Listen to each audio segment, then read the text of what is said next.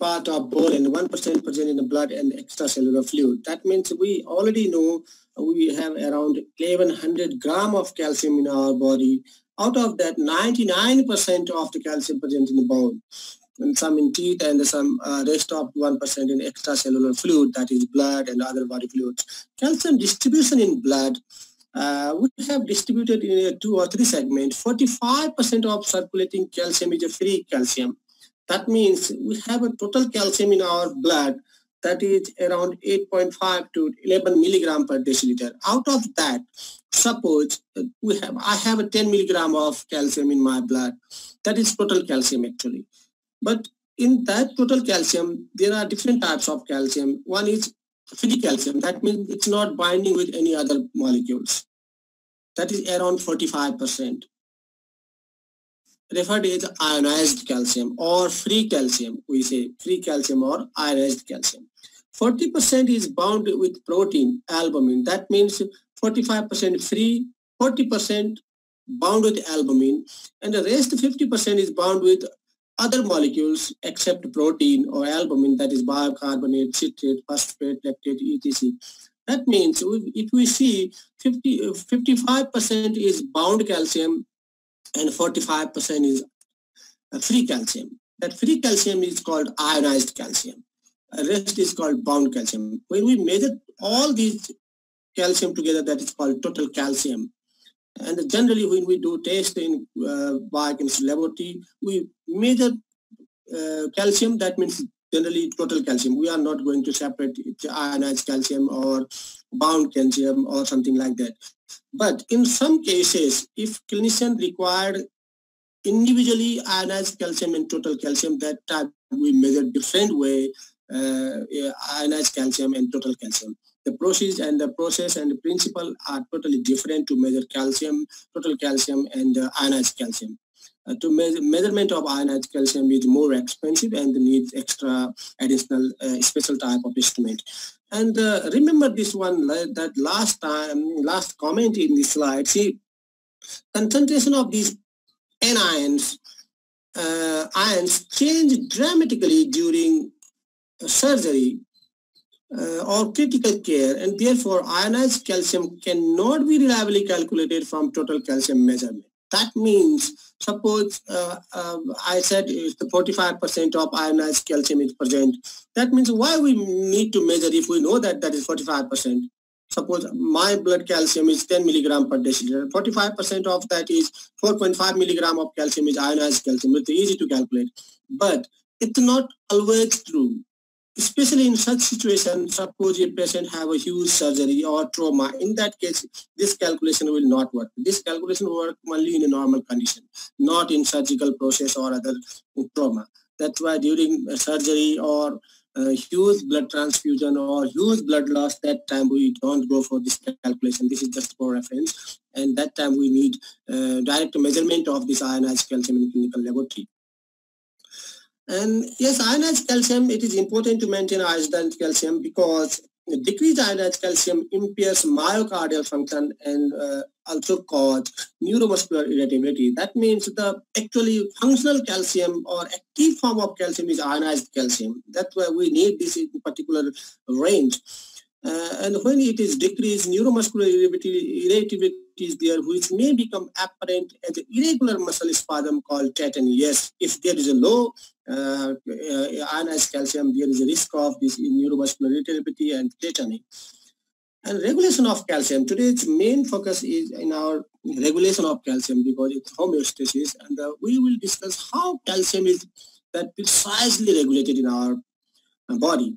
There are 3 hormones which are the regulator of this cation in our blood and body. And these are parathyroid hormone, vitamin D, and calcitonin. These are 3 hormones. As vitamin D, most of the time it is considered as a hormone. And that's why we are saying hormone. It's a vitamin, but it's a hormone as well, according to the chemistry and its function. And these are the 3 hormones which are the principal regulator for the calcium level in our body. Let's start from parathyroid hormone.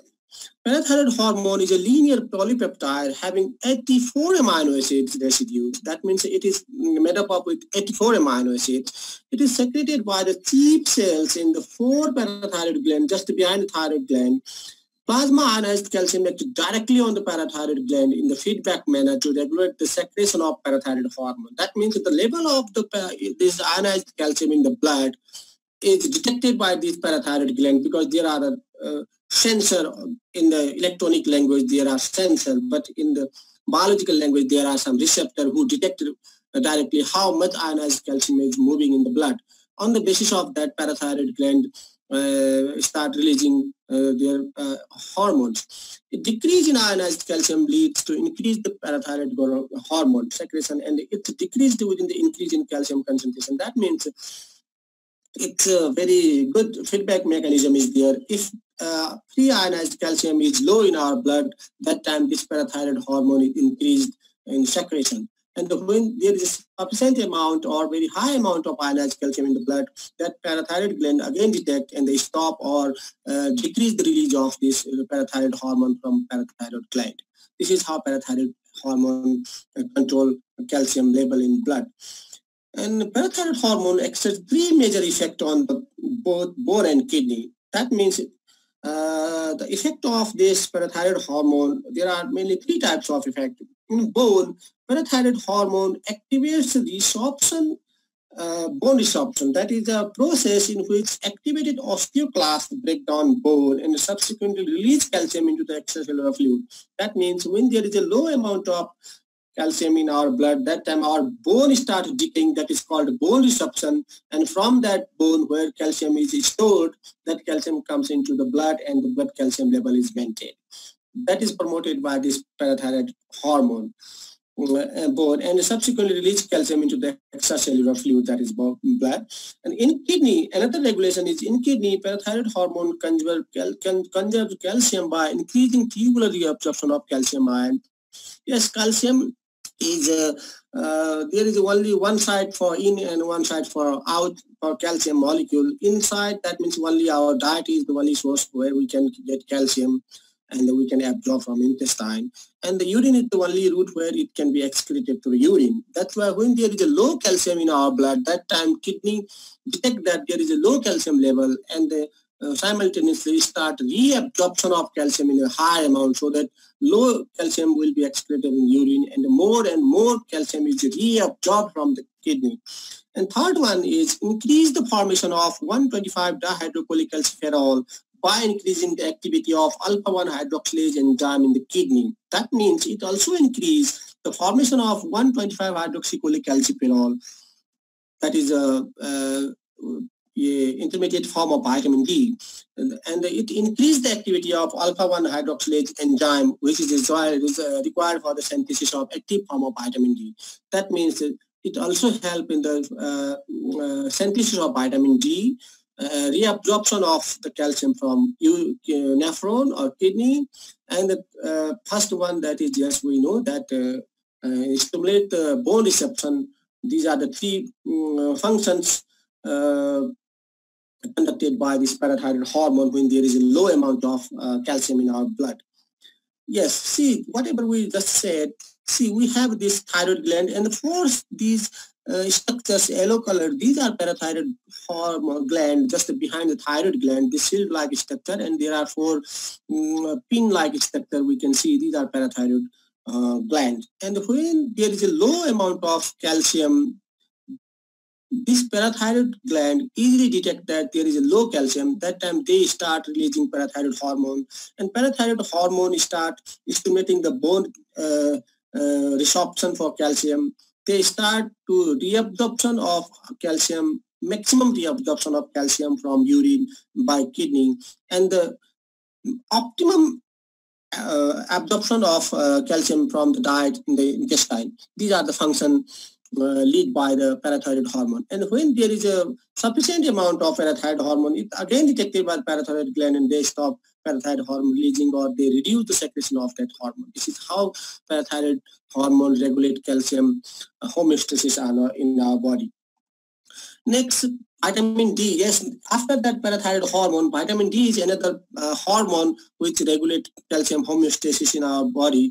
Vitamin D is a very popular word nowadays because maybe due to its deficiency, or maybe it has a lot of function. But so far, we have one research 3 years ago in Dhulikhel, and we found that nearly 75, even 80-90% people have a low vitamin D, and yes, definitely we have some problem for vitamin D. And the reason, yes, we are not going to expose our body in sunlight. We'll discuss that separately. Vitamin D in reality is a hormone and is a metabolic product of cholesterol biosynthetic pathway. That means it's the intermediate or derivative product of cholesterol actually.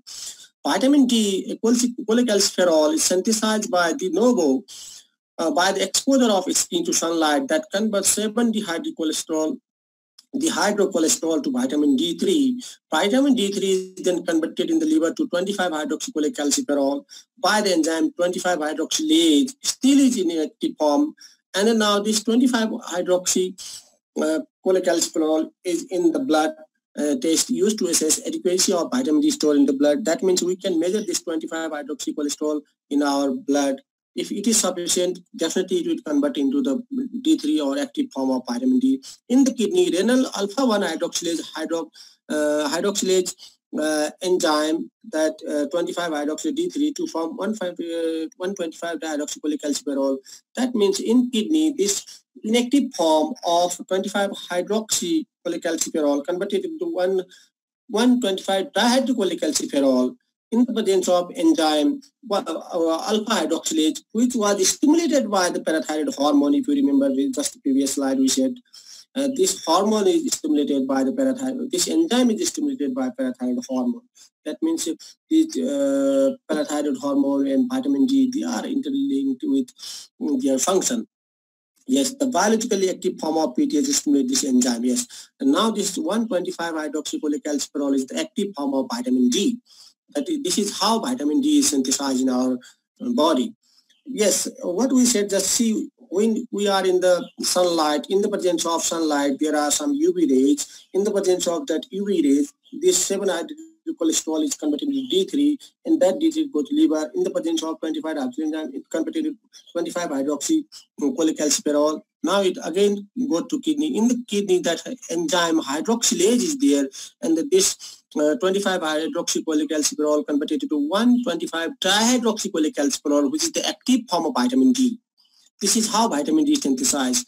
Yes, you have heard that vitamin D is synthesized in sunlight, and the people say, oh, it's in the morning, not in the evening or day or something like that. Yes, in the morning is better because it depends on the angle of the sun, and that's called zenith angle. And the wavelength of the sunlight depends. That's why it's best to in the morning up to 11 or 12 o'clock it's best. However, it doesn't mean that it will not synthesize in the evening or afternoon. It will synthesize, but there is a less synthesize in when there is that wavelength is not ideal as we need for the synthesis of this vitamin D. Next, vitamin D from diet. Yes, there are some sources, but people, I don't know, we have some misunderstanding or what. If someone say just stay sun for 30 minutes or 1 hour in a day, we are not following that rule. If someone say this is good source for vitamin D, we will ready to buy and eat. But I don't think that is that much sufficient as the sunlight. See, vitamin D is relatively rare in most typical foods. That means vitamin D is very, very rare in the foods whatever we are eating. The only common dietary source of vitamin D is multivitamins. That means you have to buy ready-made vitamins which are available in the pharmacy, and you have to eat that. But these are very, very expensive.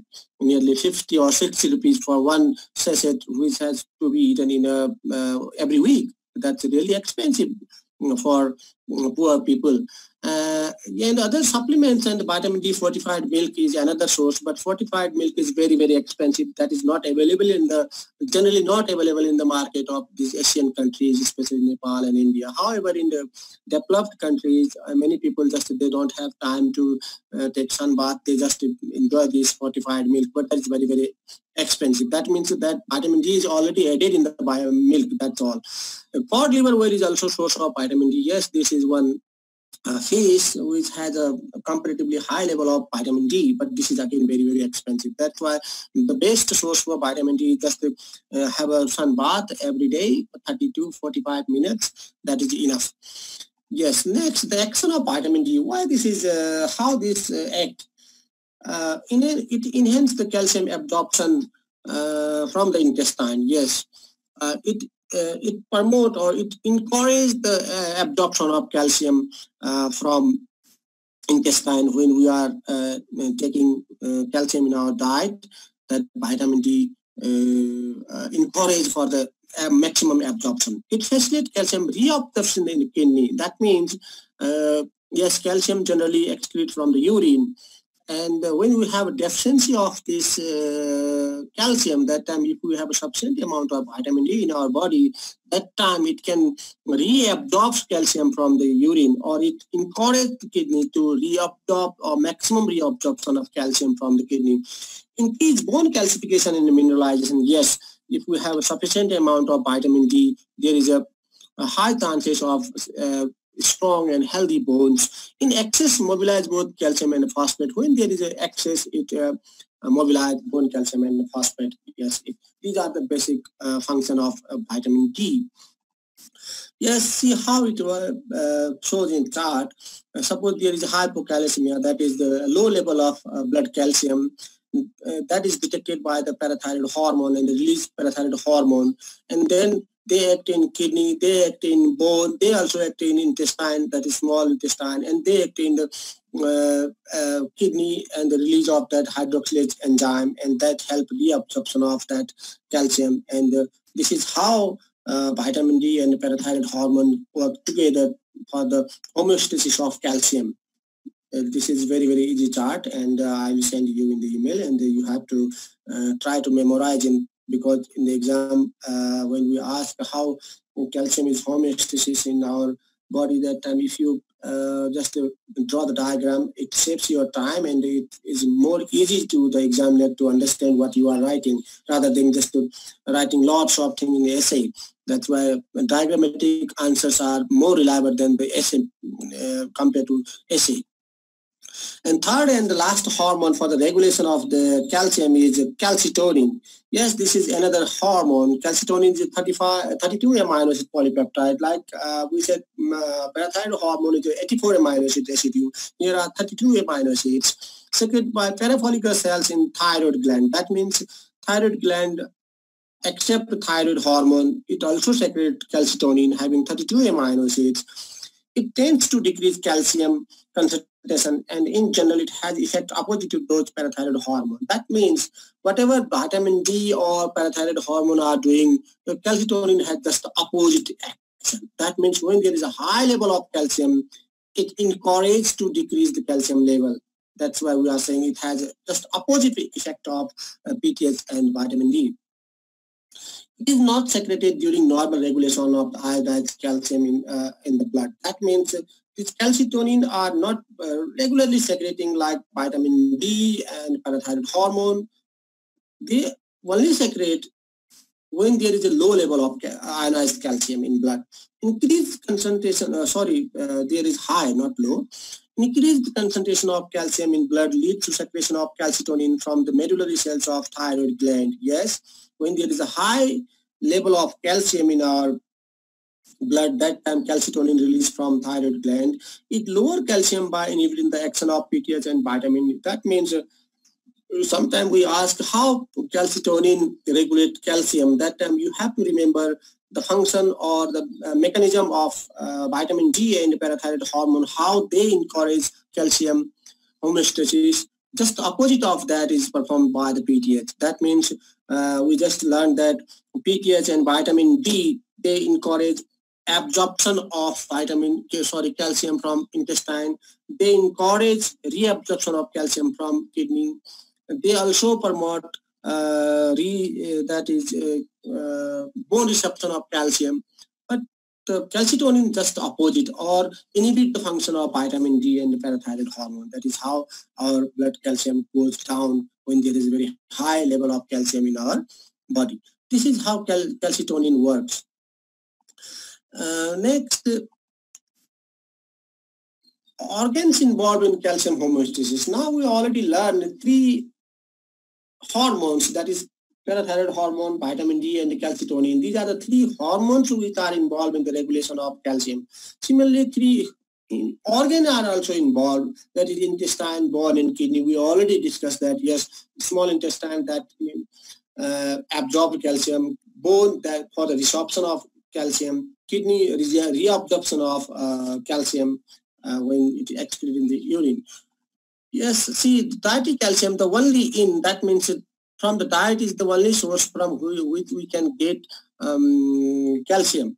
And the dietary habit supplement, intestinal absorption, organ physiology, endocrine physiology. That means if the absorption part is normal and the organ physiology, suppose I have a malabsorption syndrome, that time you are taking sufficient amount of calcium in your diet, but still you may have a deficiency because of malabsorption syndrome, or maybe you have an endocrine disorder. Suppose you are having problem in the parathyroid hormone or calcitonin or vitamin D. That time when you are taking sufficient amount of calcium, that will be not sufficient because that is not being absorbed properly.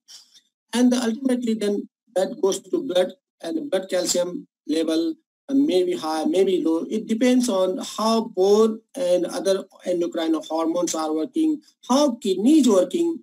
When there is excess, it increases the excretion. When there is low, it increases the reabsorption of calcium from kidney. And at that time, we must have a normal level of vitamin D as well as normal level of PTH. And ultimately, the principal out is the urine. That means the dietary in is only source for consuming, and the excretion urine is the only source. Yes, this is how it is homeostasis in our body. And the third one is the GI tract. Second one, first kidney, second GI tract. GI tract, all calcium that enter the body arrives via GI tract absorption. Normal vitamin D availability is required for the optimal calcium absorption. That means vitamin D is essential to absorb calcium, as we said. And if you buy some calcium tablets from any pharmacy, you will definitely find D3 also in the composition, because if you just eat calcium, it will not absorb that much as it absorbs in the presence of calcium. That's why we are saying calcium absorption, double the calcium absorption. That means when we are eating vitamin D with calcium, it doubles the calcium absorption. Dietary phosphate can bind dietary calcium in the intestinal lumen and precipitate as insoluble calcium phosphate, preventing the absorption of both. That means if you have a deficiency of calcium and you are taking oral supplement of calcium and your diet is very high with phosphate, that will also inhibit your absorption of calcium, because calcium and phosphate bind together in the intestine, and that will precipitate, and that will be a big molecule, and it's not easy to absorb from the intestine because calcium phosphate precipitate there. A diet high in phosphate, like junk food diet or high consumption of dark soda pops, tend to inhibit calcium absorption. Yes, this is especially when we have a very high consumption of the junk food. They have a very high phosphate amount, and if we eat that inhibit our calcium absorption. How junk food are not good. This is one example. And the renal, yes, the real net loss of calcium from the body occurs via the kidney and urine. Yes, we know that the kidney is the only source from where we can excrete our calcium. Kidney reabsorb the calcium in the stools and also excrete calcium in the urine depending on the total filter load. That means it depends how much calcium is present in the blood. If it is high, it will excrete more. If it is low, it will reabsorb more, but it depends, or it is regulated by the, again, PTH and vitamin D. We already know that. And third one, yes, bone is the chief reservoir of calcium in the body. We know that it can serve to remove calcium from the blood to be stored in the bone, and the released calcium is stored in the bone to the blood. That means when we have a low calcium in blood, that time bone resorption happen and it release calcium into the bone. And when there is a high calcium in the blood, that is stored in the bone. That is how bone play a homeostatic role for the calcium. This is how this much we learned today. And remember, there are 3 hormones for the regulation of calcium, 3 organs for the regulation of calcium, and we know there are many functions for the calcium. And yes, this much we will we have learned today. Hope you understand. It's very simple. It's not that much complicated. And now we are almost ending of the session. And next time we will discuss one thing, how melanin is synthesized and what are the diseases related to the melanin. And one more thing we forget to continue in the ANS, that is OP poisoning, organophosphate poisoning. That means 2 more class for this block, and then we will finish. Yes, summary of this today's class is calcium homeostasis is a complex balance between into blood and out of blood factors which reflect integrated endocrine and organ physiology. Any disturbance in the balance result in the alteration in the calcium metabolism that can lead to various medical conditions. Yes, when there is a low calcium, bone become very weak, they are very fragile, easily break or tetany. Many problems are there, and there will be problem in the blood coagulation, neuromuscular irritability, muscle contraction, because all functions are regulated by the calcium. That's why it is essential to be within a biological reference the level of this calcium in our blood. Yes, this much for today. Okay, so is there anything to know something about this? Otherwise, it's okay. We finished only in 35 minutes because it's a very small topic. Okay, sir.